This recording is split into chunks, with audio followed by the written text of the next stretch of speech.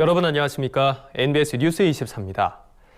어버이날과 스승의 날이 코앞으로 다가왔지만 통상 5월이 대목인 화훼 농가들의 표정이 올해는 밝지 않습니다. 네, 코로나19로 인해 소비가 부진한 상황에서 중국산 꽃이 저가에 대거 수입되면서 시장 가격에 악영향을 미치고 있기 때문입니다. 이중고를 겪고 있는 화훼 농가들의 사정을 김인경 기자가 보도합니다.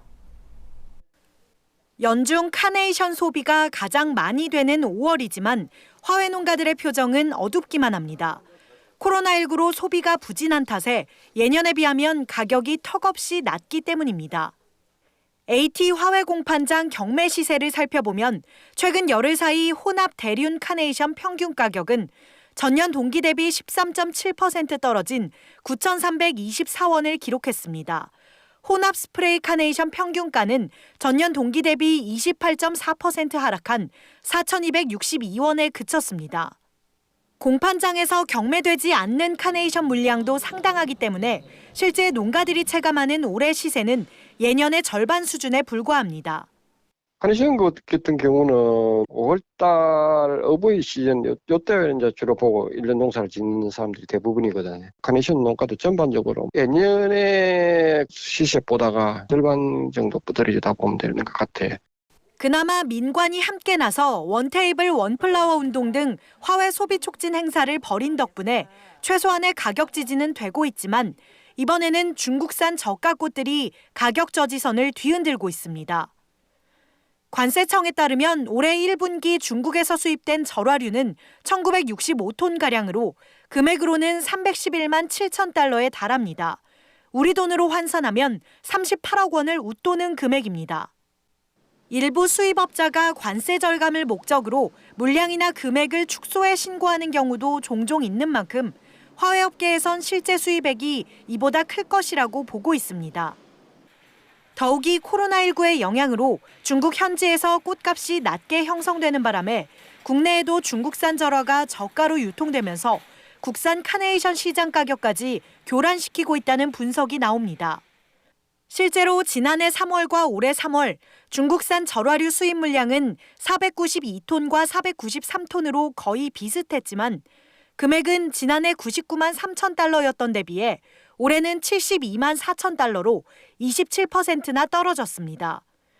중국산 카네이션이 싼 가격을 앞세워 공세를 벌이다 보니 고품질 국산 카네이션이 가격 경쟁력에서 밀릴 수밖에 없는 실정인 겁니다. 화훼 농가들 특히 이제 저랑 농가들한테는 사실은 코로나보다도 더 무서운 게 이제 중국산 꽃이거든요. 도산한 농가들도 많이 있고요. 거의 절반 이하 가격이니까요, 중국산이. 중국산 카네이션 가지고 한 바구니는 예를 들어서 10,000원인데 국산 꽃을 쓴 건 30,000원이면 소비자들이 10,000원짜리 상품을 선택할 수밖에 없거든요.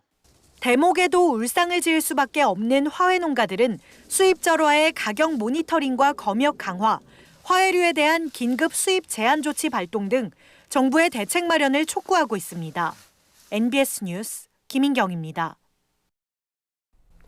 코로나19로 농산물 유통이 새로운 시대를 맞이했습니다. 전문가들은 비대면 경제로 인해 가장 큰 변화가 찾아올 산업으로 유통업계를 꼽았습니다. 코로나19 이후를 대비해야 한다는 목소리도 높았는데요. 연속보도 농산물 유통 대변역, 그 두 번째 순서로 전문가들의 비대면 시대 대응 방안을 들어봤습니다. 강창호 기자입니다. 온 오프라인 쇼핑 매출이 동일해지는 골든크로스가 임박한 것으로 나타났습니다. 이처럼 코로나19가 우리 사회에 미친 파급력은 상상 이상입니다. 사회적 거리두기 운동 속에서 소비자부터 산지까지 비대면이라는 새로운 흐름에 익숙해지고 있습니다. 전문가들은 유통업계들이 온라인 중심으로 사업 구조를 재편해야 한다고 주장합니다. 기존 업체들이 온라인 사업 구조에 적응하지 못한다면 시장에서 도태될 것이라는 지적입니다. 그러며 영농조합법인 등 중소규모 업체에 빠르게 변하는 소비지의 흐름을 전달하는 등 정부와 지방자치단체 차원의 정책적 지원이 필요하다고 입을 모았습니다. 컨설팅이나 또는 지자체의 어떤 지원을 받아서 비대면 기술을 활용하는 또는 인공지능을 활용하는 그런 기법에 대해서 학습을 할 필요가 있는 것이죠. 지방자치단체도 그런 지원을 해줘야 농민들이 더 많은 소득을 얻게 되고. 그러면 농산물 유통이 코로나19 이후 이어질 새로운 집밥 트렌드를 따라가야 한다고 진단했습니다. 집에서 밥을 자주 해먹으면서도 간편함을 추구하는 소비자들에 맞게 농산물 유통이 변화해야 한다는 겁니다. 코로나19의 여파로 많은 가정에서 집밥을 선호하게 되면서 밀키트처럼 간편하게 식사를 준비할 수 있는 제품들의 인기가 급증했습니다. 따라서 산지 유통센터 등 산지 조직에서도 밀키트 등 새로운 트렌드를 준비해야 한다고 조언했습니다. 식당이랑 오프라인 소매업체를 대체할 수 있는 밀키트, 결국은 1, 2인 가구 냉동 밀키트, 그리고 3인 가구 이상 같은 경우는 미디어 커머스를 중심으로 한 밀키트 발전하면서 다품종 소량 생산을 위한 밀키트, 공장들이나 시스템들이 갖춰져야 되는데 또 농산물을 신선하게 운송할 수 있는 물류 기능이 더욱 중요해질 것이라는 진단이 나왔습니다. 이에 맞춰 도매시장 등에서는 대응책 마련이 필요하다고 지적했습니다. 온라인 거래가 많이 늘어나면은 결국은 직송, 직거래도 되지만 그걸 중개해주는 중개물류 기능이 굉장히 중요하거든요. 도매시장이 그런 쪽으로 물류 기능이 많이 확대가 되지 않을까.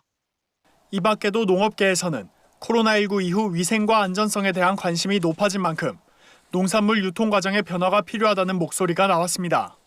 안전성에 조금 더 역점을 두고 APC 안에도 방역을 철저히 하면서 또 농산물의 안전성을 기할 수 있는 방법, 예를 들어 GAP라든가 아니면 HACCP를 좀 더 강화할 수 있는 방안들. 코로나19 이후 새로운 유통 환경에 대응하기 위한 농업계 전반의 노력이 필요해 보입니다. MBS 뉴스 강창호입니다. 우리나라가 올해 1분기에 수입한 농축산물이 지난해보다 줄어든 것으로 나타났습니다. 코로나19가 전 세계 농축산물 공급망까지 뒤흔들었기 때문인데요. 하지만 수입 오렌지는 오히려 크게 늘었습니다. 미국의 오렌지 작황이 좋아지면서 공급량이 증가한 건데 코로나19 여파가 이어지는 상황에서는 매우 이례적인 일이어서 주목됩니다. 손현진 기자입니다. 우리나라 1분기 농축산물 수입이 지난해보다 크게 줄어든 것으로 나타났습니다. 코로나19의 세계적인 대유행으로 농축산물 수출 국가에서 공급 차질이 발생한 탓입니다. 올해 1분기 농축산물 전체 수입액은 지난해 같은 기간보다 2.7% 감소한 84억 2천만 달러를 기록했습니다. 이 기간 농축산물 수출액이 전년 동기 대비 5.8% 증가한 것과 대비되는 결과입니다. 축산물과 임산물, 과일 및 채소의 수입 규모가 지난해 1분기에 비해 모두 줄었습니다. 올해 1분기 축산물 수입량은 쇠고기가 2.2%, 돼지고기가 25% 줄었고 닭고기는 10.5% 감소했습니다. 코로나19의 확산으로 주요 수출국의 생산과 물류 여건이 크게 악화했기 때문으로 분석됩니다. 지난해 1분기에 비해 임산물 수입액은 20.5%, 과일 및 채소 수입액은 0.4% 줄었습니다. 눈에 띄는 점은 과일 품목 중 오렌지 수입이 크게 뛰었다는 겁니다. 지난 1분기 오렌지 수입량은 전년 동기 대비 13.8% 급증했습니다. 포도와 키위, 체리 등 다른 과일 수입량이 많게는 약 80% 감소한 것에 비하면 독보적인 증가세입니다. 수입 오렌지의 대부분을 차지하는 미국산 수입량은 5만 9천 톤으로 지난해 1분기에 수입된 5만 톤에 비해 17.2% 늘었습니다. 이는 미국의 오렌지 작황이 좋아졌기 때문으로 풀이됩니다. 미국의 오렌지 주산지인 캘리포니아 지역의 기온이 올라 수확기가 앞당겨졌고 그로 인해 공급량이 증가했다는 겁니다. 일각에서는 수입 오렌지의 가파른 증가세가 국내 농가에 큰 악재가 될 수 있다는 우려가 나오고 있습니다. 특히 코로나19 여파로 과일 소비가 위축된 상황에서 수입 오렌지의 증가가 국산 과일의 입지를 좁히는 요인으로 작용할 수 있다는 겁니다. 수입 과일이 많아지면 국내 농산물에도 좀 영향을 가죠. 수입 과일도 있고 다양해지면 그만큼 국내 과일 소비도 줄어든다는 얘기죠.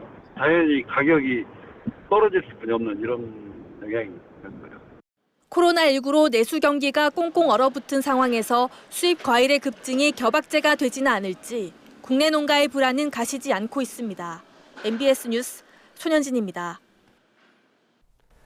정부의 아프리카 돼지열병 발생 접경 지역에 대한 축산 차량 출입 통제가 시행됐습니다.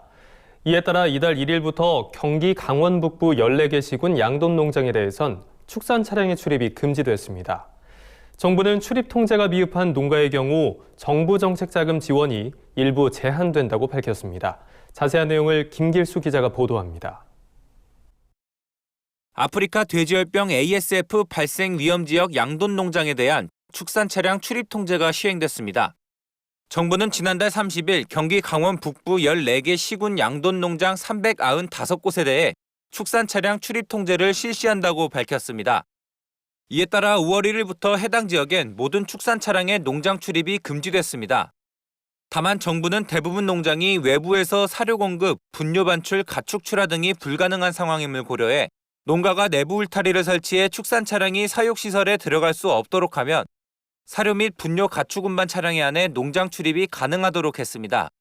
만약 내부 울타리 설치도 어려울 경우 축산 차량을 사전에 지자체에 신고하면 출입이 가능해집니다. 하지만 ASF 피해 농가들은 이번 조치에 대해 현장과의 괴리감이 크다고 지적하고 있습니다. 축산 차량 통제 정책이 효과가 있을지 미지수인데다 정책 시행 과정에서 농가 의견 반영이 없었다는 이유에서입니다. 시설 보강을 해야 된다라고 하는 거는 저희도 동감을 해요. 그런데 그런 부분에 대해서는 농가들하고 사전에 좀 협의를 좀 하고 그걸 했을 때 정말 방역에 효과가 있는지에 대한 무슨 공청회를 한다든지 해서 이런 조치들이 결정이 돼야 되는데 농가들의 의견을 전혀 청취하지 않고 일방적으로 조치를 시행을 했고. 이에 대해 농식품부는 이번 조치는 차량과 사람을 통해 농장으로 바이러스가 유입될 가능성이 큰 데 따른 조치이며 시행 과정에서 문제가 되는 부분에 대해선 보완될 수 있다고 밝혔습니다. 한편 각 시군에선 축사시설 현대화 사업을 통해 양돈 농장의 울타리 방역실 설치 등 시설 구조 개선을 지원하기로 했습니다. 또한 농식품부는 축산 차량 출입 통제 조치가 신속히 이행될 수 있도록 축산 차량 위치 정보 시스템 GPS 관제를 활용할 계획이라고 밝혔습니다. 5월 한 달간 각 농장별로 GPS를 통해 매일 차량 출입 여부를 점검하고 6월 1일부터는 축산 차량 출입 통제가 미흡한 농가에 대해선 정책 자금 지원을 일부 제한할 예정입니다. MBS 뉴스 김계수입니다. 최근 4년간 한우 100마리 이상의 전업농장은 늘고 20마리 미만의 소규모 농장은 줄면서 한우 산업의 규모화가 이루어지고 있는데요. 전업농장에서는 번식우와 비유구를 병행해서 사육하는 일관 사육화가 빠르게 진행 중인 것으로 나타났습니다. 권소환 기자가 보도합니다. 축산물 품질평가원이 축산물 이력 정보를 활용해 분석한 결과 한우 100마리 이상 전업농장이 늘면서 일관 사육화가 진행 중인 것으로 나타났습니다. 먼저 사육 규모별 농장 비율을 살펴보면 2016년까지 65.2%를 차지하던 20마리 미만 소규모 농장은 올해 들어 56.4%로 8.8%포인트 감소했습니다. 반면 100마리 이상 전업농장 비중은 2.1%포인트 증가해 7.5%로 늘어났습니다. 사육 마리수는 2016년 267만 6천 마리에서 2020년 2월 300만 6천 마리로 12.3% 껑충 뛰었습니다. 100마리 이상 전업농장이 크게 늘면서 산업 전반적으로 규모화와 전업화가 진행 중인 것으로 해석됩니다. 농장이 보유하고 있는 한우 암소 마리수 변화를 살펴보면 20마리 미만 농장에서는 2016년 대비 12.3% 감소세를 보였지만 100마리 이상 전업농장에서는 13만 7천 마리가 늘면서 27.1% 증가했습니다. 한우 성별 사육 현황을 살펴보면 20마리 미만 농장에서 1세 이상 수소는 26.6%, 2세 이상 암소는 14.4% 줄어든 반면 100마리 이상 농장에서는 1세 이상 수소가 17.9%, 2세 이상 암소는 27.2%나 늘어났습니다. 전업농장에서 비육 위주의 사육보다는 번식우와 비유구를 병행해서 사육하는 일관 사육 형태가 늘고 있는 것으로 풀이됩니다. 예전에는 소규모 농가들이 우리나라 한우 산업의 어떤 번식 산업을 주도를 했다 그러면 지금은 백두산의 전업화들이 번식과 또 고급육 사양 기술을 통한 비육을 함께하고 있는 비중이 늘고 있다. 한편 안정적인 한우 수급과 대외 경쟁력 확보를 위해 전업농장 내 암소 비중이 늘고 있는 만큼 한우 암소 유전체 유전 능력 예측 서비스 체계 등이 농가의 생산성에 기여할 수 있을 것으로 보입니다. MBS 뉴스 권소환입니다. 온라인 계약으로 인한 급식 중단으로 친환경 농가들이 어려움을 겪자 정부에서는 농산물 꾸러미 지원 등 여러 가지 방안을 내놓은 바 있습니다. 정부가 이번에는 학교 급식 김치 납품 업체들의 경영난을 해결하기 위해 모바일 김치 판매를 지원하기로 했습니다. 남수지 기자가 전합니다. 코로나19 사태로 전국의 학교들이 온라인 수업을 계속하는 가운데 학교 급식용으로 납품되던 국산김치도 직격탄을 맞았습니다. 이에 농림축산식품부와 세계김치연구소, 대한민국 김치협회가 학교 급식 김치의 판로를 확대하기 위해 모바일 김치 판매를 지원하기로 했습니다. 먼저 정부는 세계김치연구소가 개발한 모바일 애플리케이션 김치온을 통해 소비자들이 간편하게 국산 김치를 구매할 수 있도록 했습니다. 소비자들은 해당 애플리케이션에서 매운 단계, 숙성 정도 등 선호에 맞는 김치를 고르면 맞춤 김치를 추천받을 수 있습니다. 또 김치 구매 옵션도 3kg, 5kg 등으로 나뉘어 있어 선택의 폭이 넓고 3만 원 이상 구매 시엔 할인 쿠폰도 받을 수 있어 보다 저렴한 가격으로 국산 김치를 구매할 수 있습니다. 학교 급식용으로 납품하던 업체들이 지금 계약 연기 이런 상황 때문에 판로 확보가 어려우니까 김치온을 통해서 모바일로 판매를 좀 추진하게끔 김치 제조업체에게는 좀 경영 개선에 좀 도움을 드릴 수 있을 것 같고요. 소비자들에게도 이제 값싸고 좋은 품질이 좋은 김치를 구매할 수 있는 기회를. 한편 정부는 오는 7월까지 우체국 온라인 특별 기획전에서 판매하는 국산 김치에 대해서도 지원을 확대하기로 했습니다. 특히 온라인 입점 경험이 없는 업체에게는 상세 페이지 제작 등을 지원하고 소비자에게는 할인 쿠폰을 제공하는 등 다양한 혜택을 제공하겠다고 밝혔습니다. MBS 뉴스 남수지입니다.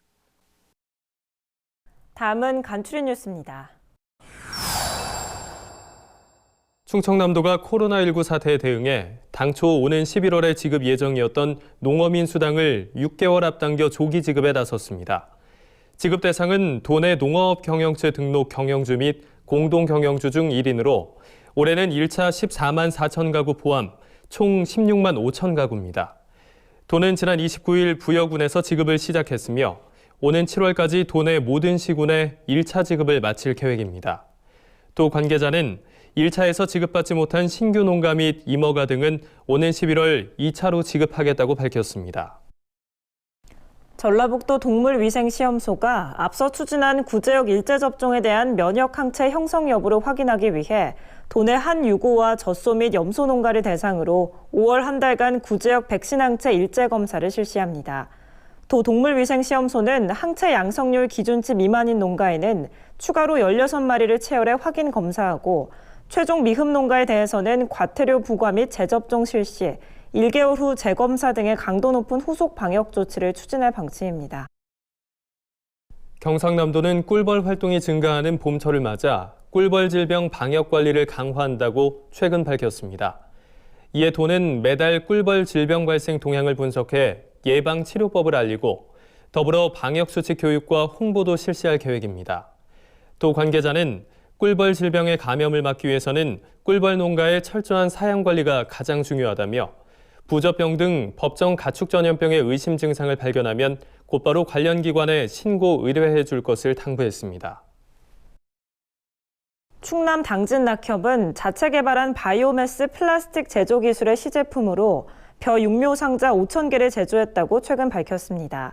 이 기술은 소, 돼지 등의 축분을 가공해 플라스틱 제품으로 만드는 기술로 모양과 강도가 기존 플라스틱과 비슷하다는 장점을 가지고 있습니다.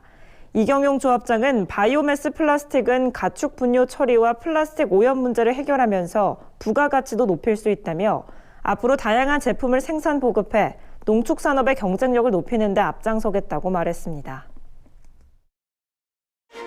저희가 준비한 소식은 여기까지입니다.